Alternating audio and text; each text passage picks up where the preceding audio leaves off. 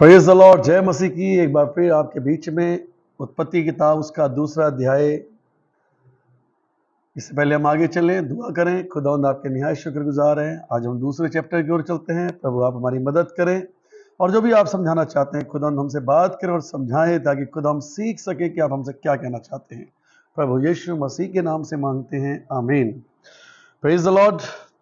और दूसरे अध्याय में अगर हम देखें तो उसकी पहली आयत में यूं लिखा है, यूं आकाश और पृथ्वी और उसकी सारी सृष्टि, सारी सेना का बनाना समाप्त हो गया और परमेश्वर ने अपना काम जिसे वह करता था 7वें दिन समाप्त किया और उसने किए हुए सारे काम से 7वें दिन विश्राम किया। और परमेश्वर ने 7वें दिन को आशीष दी और पवित्र ठहराया, क्योंकि उससे उसने सृष्टि की रचना की और सारे कामों को विश्राम लिया। 6 दिन पूरी सृष्टि की रचना करने के बाद परमेश्वर का वचन बतलाता है कि उसने 7वें दिन विश्राम किया और 7वें दिन को उसने पवित्र ठहराया। और जैसा कि आज हम देखते हैं, हम रविवार को अधिकतर 7वां दिन मानते हैं। 6 दिन हम मेहनत करते हैं और 7वें दिन परमेश्वर के पवित्र दिन में, विश्राम के दिन में परमेश्वर के भवन में आते हैं, परमेश्वर की आराधना करते हैं, ताकि हम उस दिन पवित्रता के साथ परमेश्वर के सम्मुख रह सकें।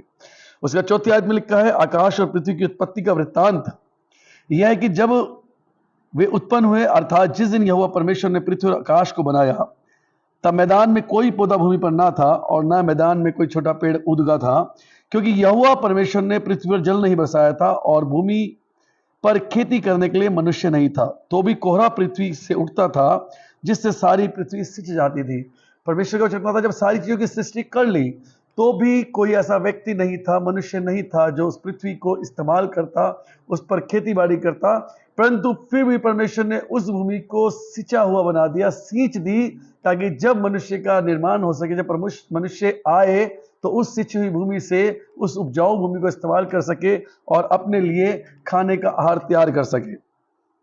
जब मैदान आगे लिखा है, तभी कोहरा भूमि से उठता था और सारी पृथ्वी सिंच जाती थी। तब यहोवा परमेश्वर ने आदम को भूमि की मिट्टी से रचा और उसने नथनों में जीवन का श्वास फूंक दिया और आदम जीवित प्राणी बन गया। हम जो हैं वो मिट्टी से रचे गए हैं।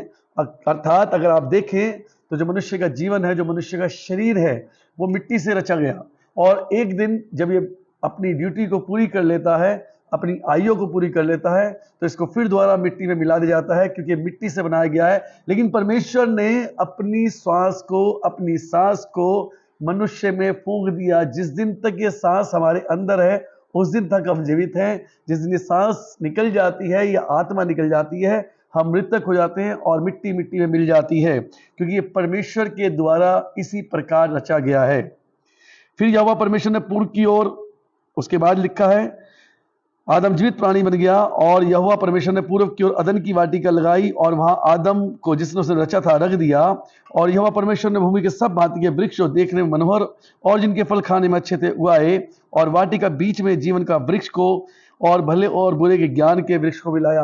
परमेश्वर ने बड़ा एक अच्छा काम किया कि मनुष्य को एक ऐसी जगह पर ठहरा दिया, उसके लिए एक ऐसी जगह बना दी जहां पर वो अपने जीवन को चला सकता था। परमेश्वर ने उस अदन की वाटिका में ऐसे वृक्ष लगा दिए जहां से उसको आहार मिल सकता था, क्योंकि जब तक हम जीवित हैं तो हमें भोजन की आवश्यकता है। ये परमेश्वर जानते थे। यदि वो चाहते तो मनुष्य को ऐसा बनाते कि मनुष्य बिगर भोजन के जीवित रहता, लेकिन परमेश्वर ने ही रचा कि मनुष्य जब तक खाएगा नहीं तब तक जीवित नहीं रह सकता। इसलिए जब उसने मनुष्य को रचा, आदम को रचा, तो उसके लिए खाने पीने की वस्तुओं का भी इंतजाम कर दिया। ऐसे पेड़ पौधे लगा दिए जिनके फल, जिन वृक्षों खा करके वह जीवित रह सकता था।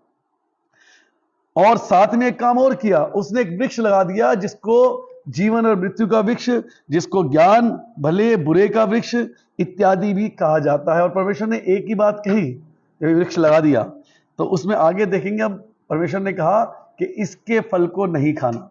लेकिन हम उसमें आगे देखेंगे कि मनुष्य ने वही गलती करी, परमेश्वर की आज्ञा का उल्लंघन किया और उसकी मृत्यु उसके पास आ गई। इसके बाद उस वाटिका को सींचने के लिए उसने एक महानदी अदन से निकाली और वहां से आगे बहकर 4 धाराओं में बह गई। पहली धारा का नाम पिशोन है, यह वही है जो हवीला नाम के सारे देश को जहां सोना मिलता है घेरे हुए है। उस देश का सोना चोखा होता है और वहां मोती और सोने पानी पत्थर ही मिलते हैं। दूसरी नदी का नाम गिहोन है और यह वही है जो क्रूस के सारे देश को घेरे हुए है।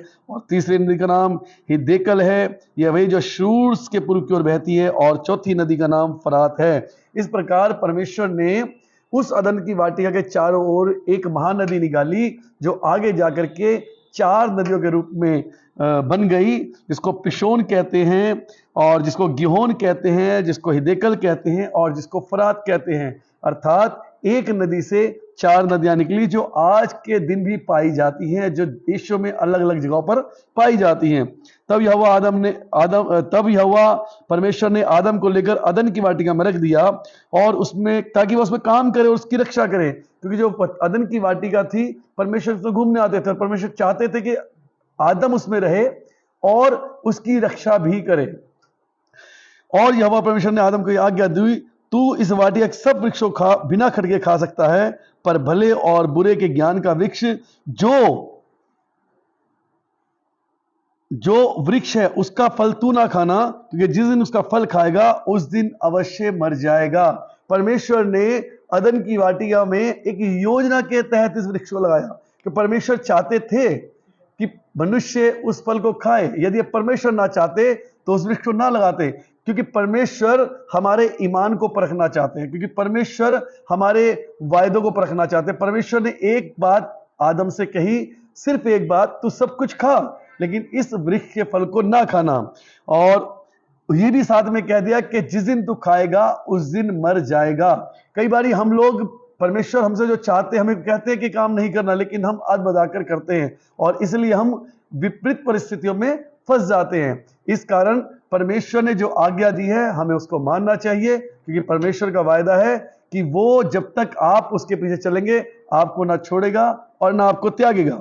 फिर परमेश्वर यहोवा ने आदम को अकेला रहना अच्छा नहीं, मैं उसके लिए एक ऐसा सहायक बनाऊंगा जो उससे मेल खाए। और यहोवा परमेश्वर ने भूमि में सब जातियों के बेनले पशुओं और आकाश के सब पक्षियों को रचकर आदम के पास ले आया कि देखे वह उनका क्या क्या नाम रखता है। और जिस जिस जीवित प्राणी का जो जो आदम ने नाम रखा उसका नाम हो गया। अतः आदम ने सब जाति घरेलू पशुओं को, आकाश के पक्षियों को, सब जाति बेनले पशुओं के नाम रखे, परंतु आदम के लिए ऐसा कोई सहायक ना मिला जो उससे मेल खाता। क्योंकि आदम का जब परमेश्वर ने निर्माण किया तो उसका मिट्टी से निर्माण किया, लेकिन यहां पर अगर हम पीछे जाएं और देखें तो सिर्फ मनुष्य, परमेश्वर ने कहा और सब चीजों का निर्माण हो गया, चाहे वो पेड़ पौधे थे, चाहे वो जंतु थे, चाहे वो जानवर थे, चाहे वो पक्षी थे। सिर्फ मुंह से कहने से उनका निर्माण हो गया, उनको बना दिया गया। लेकिन एक आदम था जिसको परमेश्वर को अपने हाथ से मिट्टी से लेकर रचना पड़ा।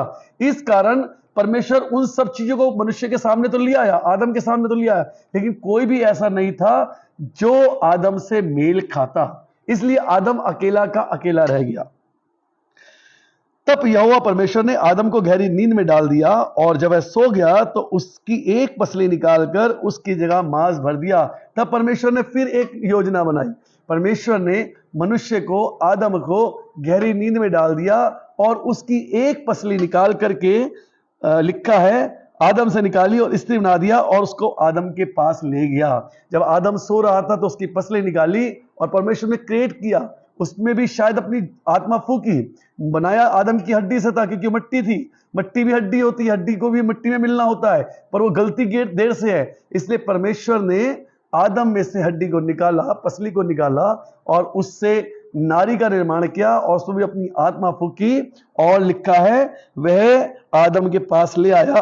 तब आदम ने कहा, यह मेरी हड्डी की हड्डी और मेरे मांस का मांस है, इसलिए इसका नाम नारी होगा, क्योंकि यह नर से निकाली गई है, अर्थात आदम से निकाली गई है। इस कारण पुरुष अपने माता पिता को छोड़कर अपनी पत्नी से मिला रहेगा और वे एक दूसरे के तन बने रहेंगे। आदम और उसकी दोनों पत्नी नंगे थे पर लज्जाते न थे। कितनी अच्छी बात कही गई है कि परमेश्वर ने जब इन दोनों को रच दिया तो आदम ने कहा, ये नर में से निकली हुई मेरी हड्डी और मेरा मांस है, इसलिए नारी कहलाएगी। और इस कारण पुरुष अपने माता पिता को छोड़कर अपनी पत्नी के साथ मिला रहेगा।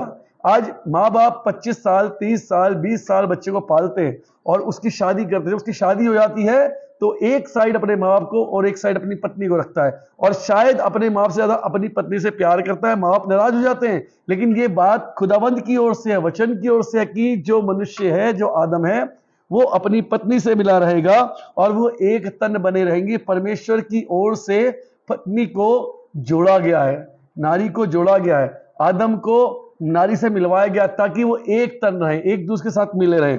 और आगे लिखा आदम और उसकी पत्नी नंगे थे, और उस टाइम कोई कपड़ा नहीं था, क्योंकि वो दोनों जो थे बुद्धि से नहीं थे, उनके पास कोई ज्ञान नहीं था, अभी वो ज्ञान के वृक्ष के पास भी नहीं गए थे, अभी खाया नहीं था फल उन्हें ज्ञान का, बुद्धि का फल खाया नहीं था, इसलिए उनको कोई ज्ञान नहीं था। और दोनों नंगे थे, परंतु लज्जाते ना थे। इसलिए नहीं लज्जाते थे क्योंकि उनको नहीं मालूम था हम नंगे हैं, हम नंगे हैं। लेकिन आज हम खुदावंद को जानते हुए भी, पहचानते हुए भी अपने आप में नंगे हैं। हम लज्जाते नहीं। आज जिस दौर में हम जा रहे हैं, ये खुदावंद का दौर नहीं है।